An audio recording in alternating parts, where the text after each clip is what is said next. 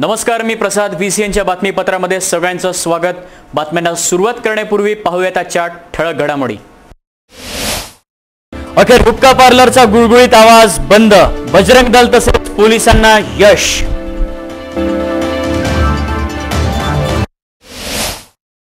शहरातील दिव्यांग महिला पुरुषांनी केला विभागीय आयुक्त कार्यालयासमोर आत्मदहनाचा प्रयत्न.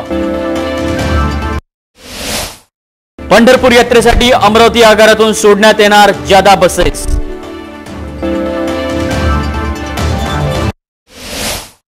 संत गाडगेबाबा विद्या मंदिरातील शिक्षकांची न्याय मागणीसाठी आमरण उपोषण सुरू.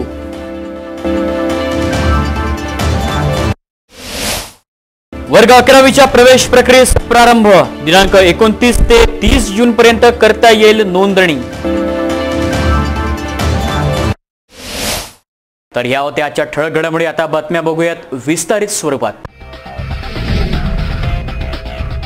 बजरंग दल आणि पोलिसांच्या सतर्कतेमुळे शहरात सुरू असलेले हुक्का पार्लरवर कायमचा फास आवळण्यासाठी कोणतीही कसर बाकी ठेवली नाही. शहरात बिनधास्तपणे आजही हुक्का पार्लर सुरू आहे. अशाच कसबा नामक हुक्का पार्लरवर बजरंग दल पदाधिकारी व पोलिसांनी छापा मारून संचालकासह 8 युवकांना कार्यवाही करून अटक केली आहे. येथील बजरंग दल आणि शहर पोलिसांच्या सतर्कतेमुळे शहरात सुरू असलेल्या हुक्का पार्लरवर कायमचा फास आवळण्यासाठी कोणतीही कसर बाकी ठेवली नाही. एवढे होऊनही शहरात राजस्वपणे हुक्का पार्लर सुरू आहे. याविषयी VCN न्यूजने वारंवार याविषयी पाठपुरावा केला आहे. हुक्का चालवून शहराची प्रतिमा मलिन करण्याच्या विरुद्ध कारवाई करण्यासाठी बजरंग दल यांनी पोलिसांचे मनोबल वाढवले.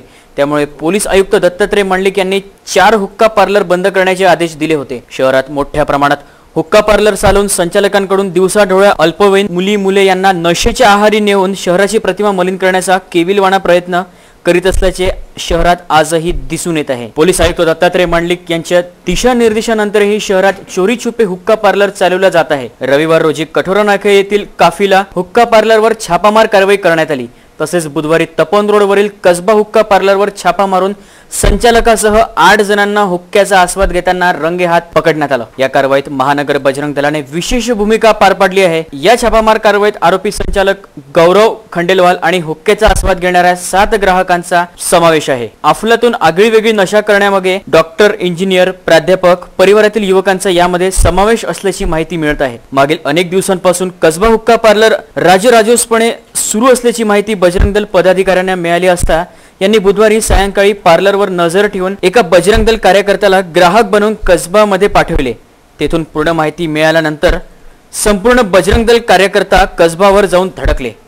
तेथे बजरंग दल कार्यकर्ता आणि हुक्क्याचा आस्वाद घेणारे ग्राहक व पार्लर संचालक यामध्ये गरमागरमी झाली. पुलिस को ही बुलाओगे ना अशा धमकी तसेच मुजोर शब्दात पार्लर संचालकाने बजरंग दल कार्यकर्त्यांवर उच्च आवाजाने बोलून धमकी देण्याचा प्रयत्न केला. यावेळी बजरंग दलाने याची माहिती गुन्हे अन्वेषण विभागाला देण्याचा प्रयत्न केला, मात्र त्याला फारसा प्रतिसाद मिळाला नाही. त्यानंतर सरळ पोलीस आयुक्त दत्तात्रय मंडलिक यांच्याशी संपर्क केल्यानंतर त्यांनी गाडगेनगर पोलिसांना तिथे पाठवले. पोलिसांनी घटनास्थळी पोहोचून पंचनामा करून हुक्का साहित्य, विविध प्रकारचे तंबाखूचे फ्लेवर सह विवादित साहित्य जप्त केले. संचालकासह 8ही जणांना पोलीस व्हॅनमध्ये बसवले असता सर्वांनी आपल्या तोंडावर रुमाल बांधून ओळख लपविण्याचा प्रयत्न केला. अभी आपने देखा कि यहाँ पर कसबा नामक एक हुक्का पार्लर पे विद्यापीठ के सामने जो चलता था कसबा हुक्का पार्लर पे बजरंग दल द्वारा जो रेड की गई, इसमें 7-8 नशेड़ियों को पुलिस ने अपनी गिरफ्त में लिया है. और हमारे साथ है बजरंग दल के महानगर संयोजक बजरंग दल के निरंजन दुबे जी और बंटी पारवानी भैया. इनसे हम पूछते हैं कि इनको कहाँ से ये मालूमात मिली है, आपको कहाँ से पता चला है कि बजरंग दल को कि आपने वो रेड किया? हमने इस हुक्का पार्लर में हमारे ही कुछ कार्यकर्ताओं को कस्टमर बनाकर इस हुक्का पार्लर में भेजा था. और जैसे ही हुक्का पार्लर अपने पूरे रंग में आया, जब भी हमारे कार्यकर्ता ने हमें कॉल करके बताया कि यहाँ हुक्का पार्लर पूरा अभी रंग में आ चुका है, जब भी हमने पूरी प्लानिंग से इस हुक्के पार्लर में रेड मारी. रेड मारने समय जब हम लोग हुक्के पार्लर में जब पहुँचे तो सभी हुक्का लेने वाले लड़के नशे में चूर, ये हमने देखने के बाद में हमने पुलिस प्रशासन को कॉल किया. पुलिस प्रशासन को कॉल करने के बाद में जो पुलिस प्रशासन के अधिकारियों ने जो हमें उत्तर दिया वो बहुत ही शर्मनाक था। टाला टोली का उत्तर था कि भाई जवाब ऐसा मिला आपको कि अभी हम बिजी है, अभी हम आ नहीं सकते। फिर आपने सीपी से बात वगैरह की और उसके बाद में पुलिस यहाँ पर पहुँची। भैया मैं आपसे पूछना चाहूँगा, पिछले माह की बात है जब बजरंगियों ने एक बार बॉम्बे स्ट्रीट का जो अड्डा 27 चलता था जिसका काफ़ी नाम था, वहाँ पर भी आपने रेड की थी। उस समय भी पुलिस से आपको क्या मिला था? पिछले एक महीना पहले पूरे अमरावती शहर में कई हुक्का बार चल रहे थे। हुक्का बार्स में नशे के साथ साथ अश्लीलता का प्रमाण मिला और कई वहाँ पे घटनाएं घटित हुई। उसमें से एक घटना की जानकारी बजरंग दल को मिली। उसके बाद बजरंग दल ने उसमें हस्तक्षेप करते हुए इसकी पूरी जानकारी निकाली कि यह हुक्का बार किस प्रकार से चलते हैं और यहाँ क्या क्या कार्य होता है। जानकारी निकालने के बाद नज़ारा बड़ा ही शर्मसार था। हमें पता चला कि वहाँ पे युवा युवती डांस करते हैं, एक डांस बार के जैसा वहाँ माहौल बनता है, अश्लीलता होती है, कई नशीले पदार्थ चलते हैं, हुक्का चलता है, दारू शराब चलती है वहाँ पे, इस प्रकार के कई नशीले पदार्थ और भी वहाँ चलते हैं। तो बजरंग दल ने यह तय किया कि इस विषय में हम गंभीरतापूर्वक व नियमानुसार कायदेशीर इसकी जांच करने के बाद ही इसमें हम कुछ कार्रवाई करेंगे। हमने कई उसकी जानकारी निकाली। उनके पास किसी प्रकार का कोई लाइसेंस नहीं था, अवैध रूप से लाइसेंस लेके किसी और नाम से लाइसेंस लेके और यह धंधा चल रहा था। उसके बाद पूरी जानकारी मिलने के बाद बजरंग दल ने वहाँ पे अड्डा 27 पे रेड मारी। पहली रेड में ऐसा हमें जानकारी मिली कि उस रेड की जानकारी शायद हुक्का मालकों को मिल गई ही, इसीलिए वहाँ से सब सामान गायब कर दिया गया था। और आगे बढ़ते हैं निरंजन भैया, अभी जब कस्बा में आपने रेड किया तो वहाँ से भी पुलिस से आपको जो मिला वो कुछ इसी टाइप से था। फिर आगे आपने क्या किया और आप फिर कौन सी पुलिस आपके काम में आई? कौन से थाने से पुलिस आई है यहाँ पर? जब सीपी ऑफिस के क्राइम वालों ने जब मुझे फ़ोन पे मुझे टालने की कोशिश की, जब भी मैंने फिर सीपी साहब को कॉल किया डायरेक्ट ही। सीपी साहब को मैंने कहा कि सर ऐसे ऐसी यहाँ घटना हो रही है और हम लोग यहाँ पहुँचे हैं, तो आप किसी को भेजिए। तो जब भी उन्होंने फिर मुझे कहा कि मैं ठीक है, आप कुछ करिए मत, मैं गाड़गे नगर के पीआई को वहाँ भेजता हूँ, गाड़गे नगर की टीम वहाँ भेजता हूँ। जब भी उन्होंने फिर 15 मिनट में वहाँ गाड़गे नगर की पूरी टीम वहाँ आई और गाड़गे नगर की टीम ने अच्छी तरीके से वहाँ पे पूरा मुआयना करते हुए सारे हुक्के पॉट और जितने वहाँ पे नशेड़ी लड़के थे सभी को अटक करके पंचनामा करके कार्रवाई उन्होंने की है। फिर एक बात और गौरतलब है, एक बात हम दर्शकों को ये बताना चाहेंगे, हमारे प्रेक्षकों को ये बताना ज़रूरी है कि यहाँ पर स्टूडेंट्स को, लड़के एवं लड़कियों को 300 रुपये से लेकर 500 रुपये तक का किराया लेके 1 घंटा 2 घंटा के लिए रूम भी किराया मुहैया कराया जाता था। ये बड़ी शर्मनाक बात है हमारे लिए भी और हमारे पुलिस महकमे के लिए भी। पुलिस को इसकी शायद जानकारी हो सकती है, ऐसा आपका मानना है क्या? बिल्कुल बिल्कुल, पुलिस के साथ में रहकर ये सब लोग काम कर रहे हैं। और एक बात आपको बताना ज़रूरी है कि ये सारे लोग जो है, जो हुक्का पार्लर का बिजनेस चला रहे हैं, ये बिल्डर्स की एक बड़ी लॉबी है जो इसमें काम कर रही है। बंटी भैया, पिछले टाइम पे और अभी जो इन्होंने कार्रवाई की है, तो अभी कौन से कितने लड़के वहाँ पे पकड़े और किसको किसको छोड़ दिया गया, आगे क्या कार्रवाई हुई यहाँ पर? अभी की घटना में जो आज यह घटना हुई है, इसमें 8 नशेड़ियों को पकड़ा गया है, 3 वेटर और एक हुक्का बार के मालक गौरव खंडेलवाल, इनको हिरासत में लिया गया है। और अब यहाँ से पुलिस की टीम उन्हें गाड़गे नगर पुलिस स्टेशन में ले जा रही है। और आज जो घटना यह घटित हुई है, मेरा कहना सिर्फ यह है कि जब 1 महीना पहले भी हमने तीव्र आंदोलन करके हुक्का बार के खिलाफ कार्रवाई की थी, प्रशासन ने भी यह माना कि यह अवैध रूप से चल रहा है, इनके पास किसी प्रकार का कोई लाइसेंस नहीं था, किसी प्रकार की कोई मंजूरी नहीं थी, उसके बावजूद उन्होंने 2 साल हुक्का पार्लर चलाया।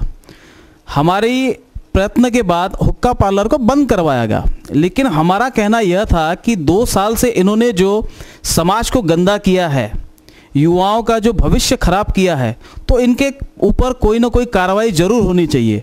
हमने शॉपिंग लाइसेंस के अधिकारी से भी बात की थी, उनसे भी कहा था कि जब ये 2 साल से यह धंधा चल रहा है अवैध रूप से, तो आप इनके ऊपर 420 का केस दायर करवाइए। सीपी साहब से भी हमने यही मांग की थी। और मैं सेल टैक्स ऑफिस वालों से भी यह पूछना चाहूँगा कि 30 रुपये की चीज़ अगर वहाँ पे 400 रुपये में बिक रही है, दिन भर का वहाँ हज़ारों रुपए का धंधा हो रहा है अवैध रूप से, तो आप लोगों ने भी वहाँ किसी प्रकार की कार्रवाई क्यों नहीं की? साथ ही साथ मैं फूड डिपार्टमेंट से भी यह मांग करता हूँ कि जब आप पानी तक का सैंपल लेते हैं तो आपने आज तक हुक्के बार में किसी चीज़ का सैंपल क्यों नहीं किया? आपने अपनी भूमिका क्यों नहीं की? सारे डिपार्टमेंट अगर अपनी भूमिका निभाएं और उनके ऊपर गुनाह दर्ज करवाएं तो कायदेशीर उनके ऊपर गुनाह दर्ज होता है, परंतु उनके ऊपर गुनाह दर्ज क्यों नहीं हो रहा है? 1 महीना पहले यह घटना हो चुकी है। सीपी साहब ने आदेश देकर सारे हुक्के बार बंद करवाए, उसके बाद भी आज अवैध रूप से हुक्के बार चल रहे हैं। तो क्या बजरंग दल का यह काम है कि बजरंग दल वहाँ की जानकारी निकाले, वहाँ रेड मारे? क्या पुलिस प्रशासन का कोई काम नहीं? क्या किसी राजनीतिक पार्टी का यह काम नहीं है कि इसके खिलाफ वह भी आंदोलन छेड़े? सामाजिक लोग यहाँ क्या कर रहे हैं? बजरंग दल अपनी भूमिका निभाने के लिए हमेशा तैयार है और हमेशा तैयार रहता रहेगा, लेकिन यह विषय सामाजिक विषय है, युवाओं के भविष्य का विषय है। तो मैं सारे समाज के समाज सेवकों से ये निवेदन करता हूँ कि वह लोग भी अपनी भूमिका इसमें निभाएं और साथ ही अपने समाज को स्वच्छ करने के लिए जो भी कार्य करना पड़े उसमें बजरंग दल का साथ दे। और पुलिस से भी मेरा यही कहना है, पुलिस प्रशासन से, कि ऐसे प्रकार के गलत काम शहर में नहीं चलने चाहिए जिससे अम्बा नगरी की छवि खराब होती है। बिल्कुल सही बात है आपकी। हम फिर से आपको बताएंगे कि हुक्का पार्लर किस ढंग से चलाया जाता था। यावेळी अटक करण्यात आलेल्या युवकांचे नातेवाईक पोलिसी कारवाईपासून वाचवण्याकरिता पोलीस स्टेशनला जमा झाले। कसबा हुक्का पार्लर येथे पाहणी दरम्यान अनेक आपत्तीजनक दृश्य पाहावयास मिळाले। कसबामध्ये हुक्का व्यतिरिक्त बांबूने बनवलेल्या झोपडीच्या कॅबिनमध्ये युवक युवतींसाठी पलंग, गादी, उशी अशी साहित्यही पाहावयास मिळाले। येथे एका जोडप्याकडून 500 रुपये प्रति तास प्रमाणे पैसे घेतला जाते असेही आढळून आले। या कारवाईत बजरंग दलाचे महानगर संयोजक निरंजन दुबे, जिल्हा संयोजक प्रवीण गोरी, महानगर मंत्री विश्व हिंदू परिषद बंटी परवानी, जिल्ह्यासह संयोजक विपिन गुप्ता, पवन श्रीवास, अमोल चौधरी, राज दुबे, सुमित साहू, जीवकस गोदवानी, नितांशु इटोरिया, सिद्धू सोलंकी, दुर्गेश ठाकूर, त्रिदेव टेंडवाल, शिवम बिंडा, अमन धनवानी, विजू खडसे, बंटी परवानी यांनी यावेळी आपला सहभाग नोंदवला। Bureau report, VCN news, Amravati. वळूयात तो पुढच्या बातमीकडे। संत गाडगेबाबा विद्या मंदिरातील 3 सहाय्यक शिक्षक यांनी आपल्या प्रलंबित असलेल्या मागण्यांसाठी शिक्षणाधिकारी यांच्या कार्यालयासमोर आमरण उपोषण सुरू केले आहे। संत गाडगेबाबा विद्या मंदिर येथील शिक्षकांनी आपल्या विविध प्रलंबित मागण्यांची पूर्तता करण्यात यावी या मागणीकरता शिक्षणाधिकारी माध्यमिक यांच्या कार्यालयासमोर आमरण उपोषणास सुरुवात केली आहे।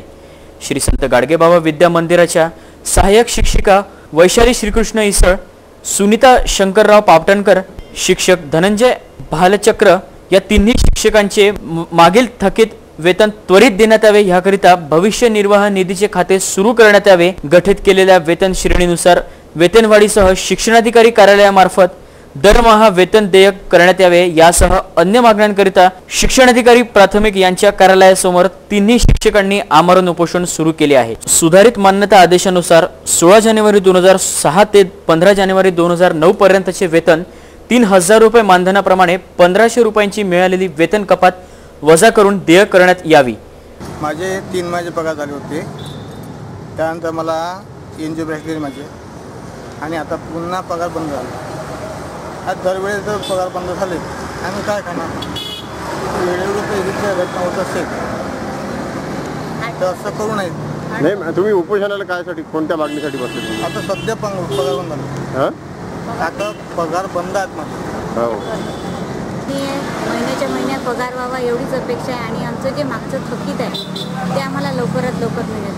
भविष्य निर्वाह खाते ओपन करण्यात येईल। तसंच अवधी झालेला आहे 10 वर्षाचा, पण अजूनही खाते ओपन झालं नसल्यामुळे आम्हाला आणखीनही आर्थिक प्रॉब्लेम चालले आहे। आमच्याकडे खूप सारे लोन्स आहेत, त्या लोन कसे फेडावं त्यामुळे आम्हाला प्रॉब्लेम येत आहे। बँकवाले नोटिसा पाठवतात, आम्ही कसं जगावं आणि आर्थिक प्रश्न कसे सोडवावे हे आम्हाला कळत। जानेवारी 2011च्या सेवार्थ प्रणालीने वेतन अदा होऊनही वेतनातून झालेल्या अनधिकृत कपातीचा वार्षिक लेखापूर्वी कार्यरत असलेल्या मुख्याध्यापकांच्या आदेशान्वये देण्यात यावा या मागणीसाठी 3ही शिक्षक आमरण उपोषणास बसले आहे। Dilip Jawanjal, VCN news, Amravati. आता बातमी वारीच्या संदर्भातील. आषाढी एकादशी निमित्त पंढरपूर यात्रेसाठी राज्य परिवहन महामंडळाच्या अमरावती आगारच्या वतीने जादा बस सोडण्याची व्यवस्था करण्यात आली आहे. या सर्व बसेस दिनांक 29 जून ते 9 जुलै दरम्यान सोडण्यात येणार आहेत. आषाढी एकादशी निमित्त पंढरपूर यात्रेसाठी भाविकांच्या सोयीकरता राज्य परिवहन महामंडळाच्या अमरावती आगाराच्या वतीने जादा बस गाड्यांची व्यवस्था करण्यात आली आहे. या सर्व गाड्या दिनांक 29 जून ते 9 जुलै या कालावधीत सोडण्यात येणार आहे. आषाढी एकादशी निमित्त जिल्ह्यात मोठ्या संख्येने भाविक पंढरपूर येथे जातात. भाविकांची गैरसोय होऊ नये म्हणून दरवर्षी अमरावती आगाराच्या वतीने जादा गाड्या सोडण्यात येतात. गतवर्षीप्रमाणे यावर्षीही दिनांक 29 जूनपासून जादा गाड्या सोडण्याची व्यवस्था करण्यात आली आहे. 9 जुलैपर्यंत या गाड्या सोडण्यात येणार असून इच्छुक भाविकांनी प्रवासाच्या 2 दिवस आधी आगाराशी संपर्क साधून पंढरपूर येथे जाण्याचा निश्चित दिवस कळवून प्रवाशांची यादी आगार व्यवस्थापक किंवा बस स्थानक प्रमुखाकडे सादर करण्याचे आवाहन आगार व्यवस्थापकांनी केले आहे. भाविकांची गैरसोय टाळण्यासाठी व पुरेशा गाड्या उपलब्ध करून देण्यासाठी भाविकांनी राज्य परिवहन महामंडळाला सहकार्य करावे असे आवाहन आगाराच्या व्यवस्थापकांनी केले आहे. दरवर्षी आम्ही राज्य परिवहन महामंडळातर्फे आणि अमरावती जिल्हा तसेच अमरावती आगारातर्फे पंढरपूरकरिता आम्ही जादा बसेसची व्यवस्था करतो. गतवर्षी 19 फेऱ्या जाणे आणि 19 फेऱ्याद्वारे आम्ही 21,000 किलोमीटर ऑपरेट केले आणि जवळपास 5,25,000 रुपयाचं उत्पन्न आम्हाला पंढरपूर यात्रेतून प्राप्त झालं होतं. आणि इथून पंढरपूरला यात्रेला जाणारे प्रवासी हे काही इथे येऊन आमच्याकडे आगाऊ आरक्षण वगैरे करत नाहीत. ऐन वेळेवर रोज आम्हाला इथनं बसेस सोडावं लागतात. आम्ही तशी व्यवस्था करतो. परंतु माझं एक भावी भक्तांना एक आव्हान राहील यावर्षी की प्रत्येक ग्रामीण क्षेत्रातून जे काही प्रवासी येतात इथे भाविक पंढरपूरला जाण्यासाठी त्यांनी आगाऊ आरक्षण किंवा आम्हाला आगाऊ येऊन सांगितलं की एका ग्रामीण आमच्या शहरातून किंवा एका विभागातून एका ग्रामीण खेड्यातनं की एक 10 लोक 20 लोक जाणार आहेत असे ग्रुप तयार झाले तर आम्हाला त्याच्याप्रमाणे नियोजन करता येईल आणि अवश्य मागणीप्रमाणे आम्ही गाड्या सोडू. साधारण किती गाड्या तुम्ही यंदा सोडणार आहात? यावर्षी आमच्या जवळपास 25 गाड्या सोडायचं नियोजन झालेलं आहे आणि जिल्हा स्तरावर 50 गाड्या सोडायचं नियोजन आहे. आणि कधीपासून सुरुवात होणार आहे? शक्यता आषाढी द्वितीय 2 पासून चालू होतात गाड्या तर ते एकादशीपर्यंत चालतात. 28 तारखेपासून शक्यता ट्रॅफिक सुरू होईल आणि आषाढीपर्यंत चालेल आणि पुन्हा पौर्णिमेला परत आम्हाला गाड्या पाठवाव्या लागतात आणि पौर्णिमेला प्रवासी येतात परत. साधारण काय गाड्याच्या वेळा वगैरे कशा काय वेळात निश्चित याच्यासाठी करता नाही येत की प्रवासी जर वेळेवर आपण वेळा निश्चित केला तर कधी 20 लोक असतात कधी 25 लोक असतात आणि यामध्ये प्रवास करणारे हे ज्येष्ठ नागरिक असतात. त्यांना 50% सवलत दिल्यानंतर बसेसचा फार मोठ्या प्रमाणात उत्पन्न कमी होतो. म्हणून आम्ही वेळा जाहीर करत नाहीत. 40 लोक झाले की गाडी सोडतो. तरी सकाळी किती वाजल्यापासून सुरुवात करू शकतो आपण? आतापर्यंतचा अनुभव असा आहे की शक्यतो दुपारी 2 ते 3 नंतरच लोक इथे जमतात आणि गाडी संध्याकाळी इथनं रवाना होते. तर रात्री 7-8 वाजेपर्यंत गाड्या जातात आणि ते सकाळी तिथे पोचतात 7-8 वाजेपर्यंत. वळूयात पुढच्या बातमीकडे. राज्य शासनाने स्वतंत्र मृद व जलसंधारण विभाग स्थापन करूनही त्यामध्ये कृषी सहाय्यकांच्या कर्तव्य व जबाबदाऱ्या स्पष्ट केलेल्या नाहीत. या मागणीसाठी कृषी सहाय्यक संघटनेच्या वतीने जिल्हाधिकारी कार्यालयासमोर 3 दिवसीय साखळी उपोषण सुरू करण्यात आले आहे. राज्य शासनाने नुकताच स्वतंत्र मृद व जलसंधारण विभाग स्थापन केला आहे. त्याबाबत शासन निर्णय 31 मे 2017 रोजी निर्गमित करण्यात आला व त्यासाठी कृषी विभागातील 99,067 पदे कायमस्वरूपी वर्ग करण्याचे ठरवले असून त्यासाठी कृषी विभागातील कर्मचाऱ्यांना विकल्प सादर करण्यास सांगितले. परंतु स्वतंत्र मृद व जलसंधारण विभाग स्थापन करताना त्यामध्ये कृषी सहाय्यकाचा कर्तव्य व जबाबदाऱ्या स्पष्ट केलेल्या नाही. तसेच कृषी विभागाच्या सुधारित आकृतीबंध तयार केला नाही. कृषी विभागात अनेक पदे रिक्त असताना 30 ते 40% पदे जलसंधारण खात्याकडे वर्ग करण्याचे निश्चित केले. यामुळे होणाऱ्या अन्यायाविरुद्ध कृषी सहाय्यक संघटना अमरावतीतर्फे दिनांक 12 जून पासून विविध टप्प्यात आंदोलन सुरू केले आहे. त्याचाच एक भाग म्हणून आज जिल्हाधिकारी कार्यालयासमोर दिनांक 21 जून ते 23 जून 2017 पर्यंत एकूण 3 दिवसाचे साखळी उपोषण आयोजन करण्यात आले आहे. साखळी उपोषण जे सुरू आहे हे 21 तारखेपासून सुरू झालेलं आहे. याच्यात प्रमुख मागणी म्हणजे जलसंधारण डिपार्टमेंट कृषी विभागातून वेगळं केलेलं आहे आणि कृषी विभागातलीच कर्मचारी जलसंधारणकडे दिले आहे. त्यामुळे जो रिक्तपदाचा भार जो कृषी विभागावर येणार आहे आणि कृषी विभागाचा जो आकृतीबंध मंजूर नाही आहे त्या सगळ्या मागण्यासाठी आम्ही हे आंदोलन सुरू केलं आहे. याचा आज हा 4था टप्पा आहे. यानंतरचं 27 तारखेला विभागीय सहसंचालक कार्यालयावर 1 दिवसाचं धरणे आंदोलन आहे आणि त्यानंतर 1 तारखेला आयुक्त कार्यालयावर, कृषी आयुक्त कार्यालयावर मोर्चा आणि निदर्शने आहे. 10 तारखेपासून काम बंद आंदोलनाची सुरुवात होणार आहे. या उपोषणामध्ये जिल्ह्यातील सर्व कृषी सहाय्यक सहभागी होते. Dilip Jawaljal, VCN news, Amravati. तर बातमीपत्रात पुढे जाण्यापूर्वी घेऊया येथे छोटीशी विश्रांती. तुम्ही कुठे जाऊ नका, पाहत रहा VCN न्यूज.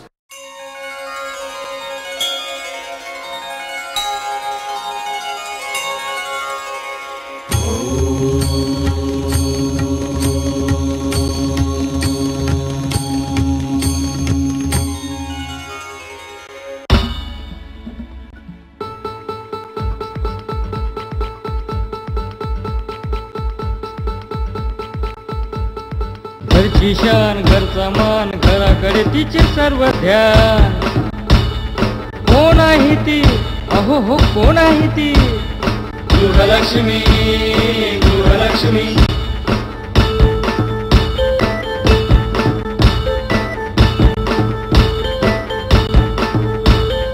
ममते पोटी प्रेमासाठी झटते नेहमी घरच्यासाठी.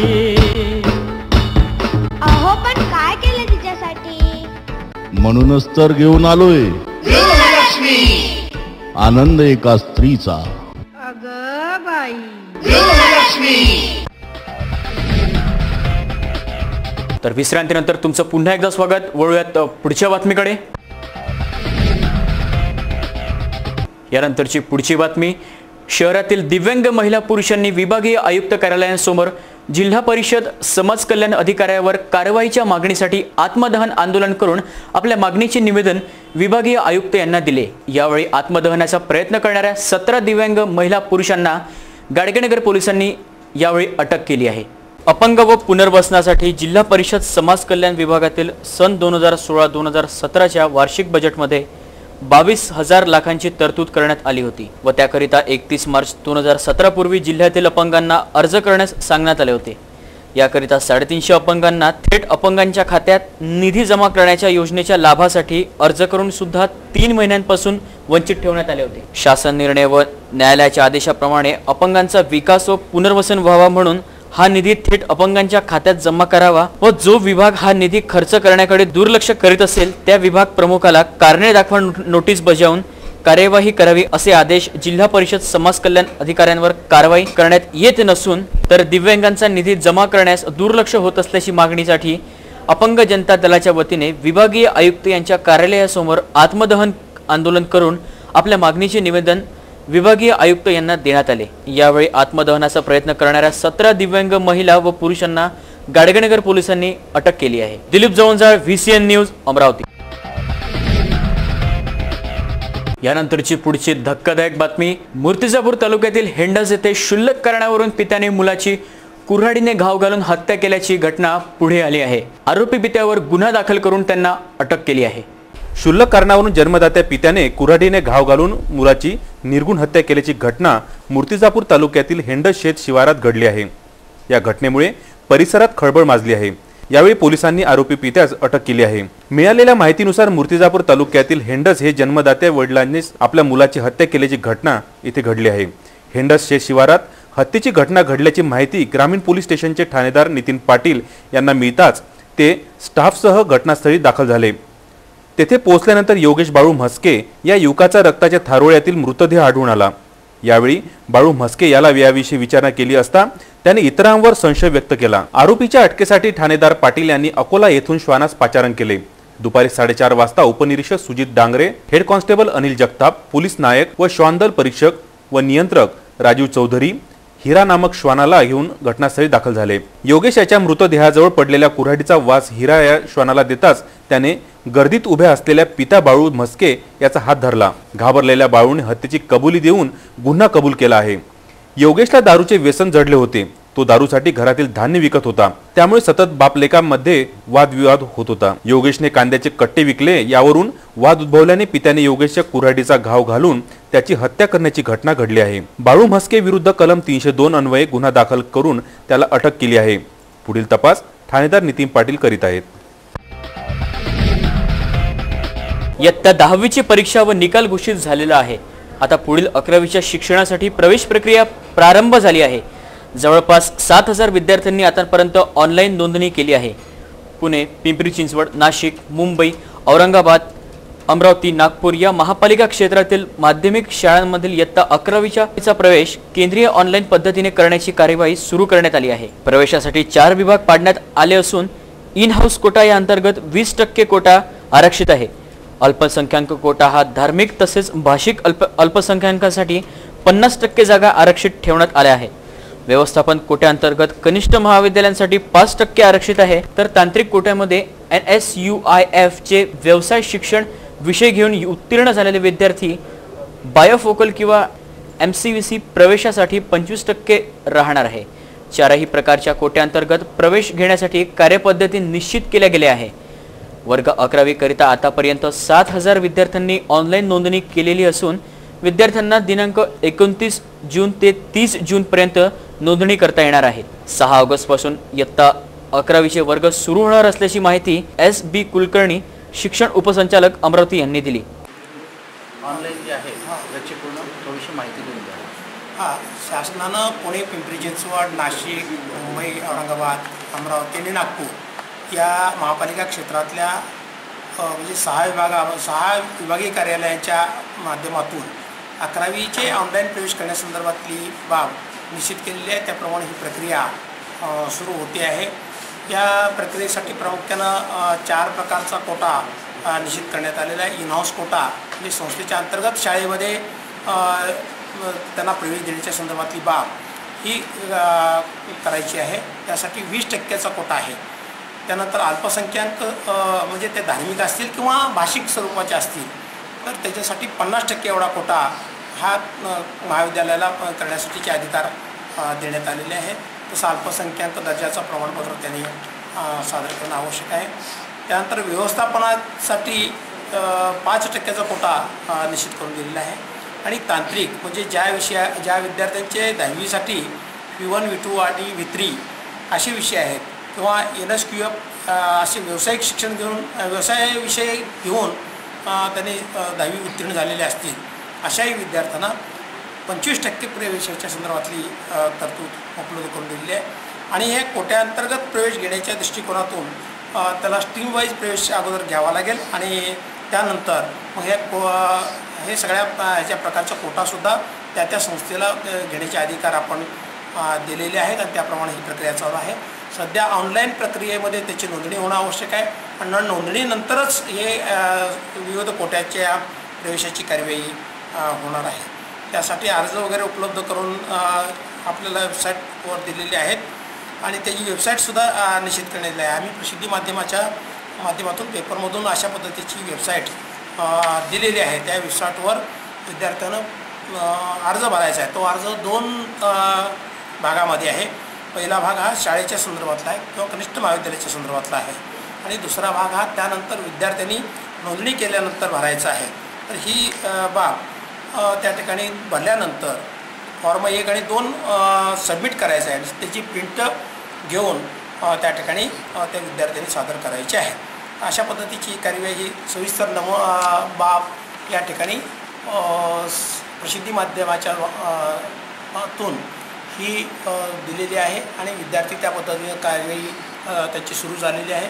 जवळपास 7000 विद्यार्थ्यांनी आत्तापर्यंत ऑनलाईन प्रवेशासाठीची नोंदणी पूर्ण केलेली आहे आणि अजूनही हे काम चालू आहे. याची सुरुवात 19 जूनला झालेली आहे आणि 19 जून ते 30 जूनपर्यंत ही कार्यवाही आपल्याला करायची आहे नोंदणीची आणि त्यानंतर टप्प्याटप्प्यानं बाकीच्या ह्याच्यामधले कार्यवाही होत जाणार आहे. तसं वेळापत्रकसुद्धा सविस्तरपणे आपण प्रसिद्धी माध्यमाकडे दिलेलं आहे आणि त्यानुसार ही कार्यवाही वेळेत होईल आणि विद्यार्थ्यांचे प्रवेश होतील. ही सगळी प्रक्रिया साधारणपणे 29 जुलैपर्यंत चालणार आहे आणि 30-31पर्यंत हे अंतिमकरण झाल्यानंतर पुढं 7 ऑगस्टपर्यंत सगळं पूर्ण झाल्यानंतर चौथी फेरी वगैरे तर 7 ऑगस्टपासून 11वीचे वर्ग नियमितपणे सुरू केले जाणार आहेत. मधल्या टप्पे आपल्याला सविस्तर दिलेले आहेत. त्या टप्प्यामध्ये प्रत्येक वेळेला विद्यार्थ्याला कॉलेज निवडण्याची संधी आहे. पहिल्या याच्यामध्ये 10 कॉलेजेस ते निवडू शकतील. त्यातील कुठला जो कोटा जे कॉलेज त्याला मिळेल त्या कॉलेजला त्याला प्रवेश घेणं बंधनकारक राहील. समजा त्यामध्ये त्याला नाही मिळालं तर पुढच्या यामध्ये प्रवेश फेरीमध्ये त्याला सहभागी होता येईल. अशा पद्धतीनं जे एकदा प्रवेश झाल्यानंतर पुन्हा त्या पद्धतीची कार्यवाही पुन्हा करायची गरज भासणार नाही. तर त्या टप्प्यामध्ये त्यांनी प्रवेश घेण्याच्या दृष्टीनं पाठपुरावा करणं आवश्यक आहे. आणि शेवटच्या टप्प्यापर्यंत त्यांना अशा पद्धतीची संधी ही देण्यात आलेली आहे. आणि हे प्रवेश सगळे गुणवत्तेनुसार होणार आहेत. मग इनहाऊस कोट्यामधले किंवा विविध कोट्यातले असतील किंवा ऑनलाईन प्रक्रियेतले असतील, कॅम्पस कोट्यातले असतील, कॅम्पस प्रवेश असतील, तर ते सगळे प्रवेश हे गुणवत्तेनुसार होणार आहे. आणि अशा पद्धतीची नोंदणी पूर्ण झाल्या तरी गुणवत्ता यादी प्रसिद्ध करणं आणि त्यानुसार प्रवेशाची कार्यवाही करणं ही कार्यवाही होणार आहे. तर बातमीपत्रात थांबण्यापूर्वी पाहूयात आजच्या ठळक घडामोडी. अखेर हुक्का पार्लरचा गुळगुळीत आवाज बंद, बजरंग दल तसेच पोलिसांना यश.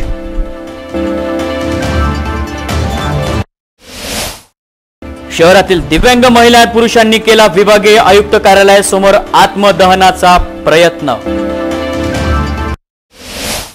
पंढरपूर यात्रेसाठी अमरावती आगारातून सोडण्यात येणार जादा बसेस.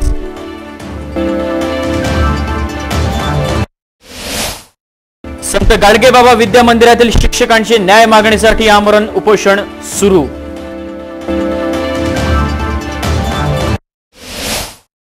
वर्ग 11वीच्या प्रवेश प्रक्रियेस प्रारंभ. दिनांक 29 ते 30 जून पर्यंत करता येईल नोंदणी. तर हे होतं आजचं बातमीपत्र. विदर्भातील तमाम घडामोडींसाठी पाहत रहा VCN न्यूज. नमस्कार.